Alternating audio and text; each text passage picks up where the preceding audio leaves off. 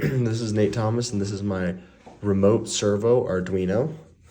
Okay, so I'll show you how it works at first. So here's my servo and my fully wired Arduino. So if it's at 0 degrees right now, if you can't see, we hit the power button.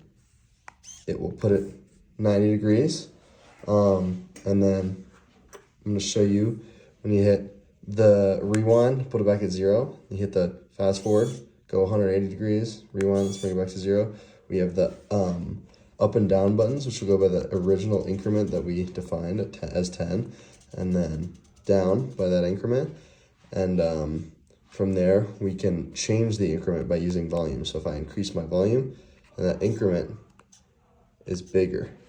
I decrease it, increment is smaller, you see? So I'll up that increment again,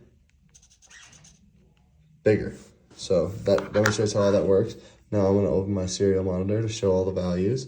So you can see in the serial monitor when I was doing all that, pushing the buttons, such, up arrow pressed, power pressed, I just hit power, it moved to 90 degrees.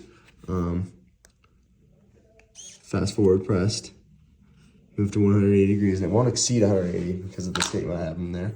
So now I'll show you the code. So up here we're identifying the pin, and then we're telling the servo its angles at first, and then we're giving it an original increment. And then from there, it's gonna print that original message of the IO receiver online. And then from there, it is going to use the values we identified in the last exercise to identify each button. So 69 for power, 68 for rewind, 67 for fast forward, 9 up arrow, 7 down arrow, 70 volume up, 21 volume down. So we use all those different things to do whatever we want.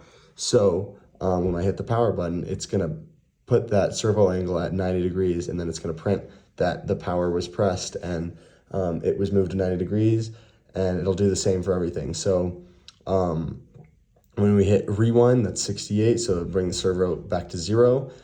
67 for fast forward, that'll bring it to 180.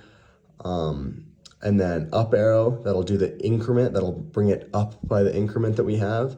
Down arrow will bring it down by the increment we have right there. It'll print the messages for all those. Volume up is gonna add 1 to that increment value that we defined before. Volume down is gonna decrease 1 by the increment we defined before.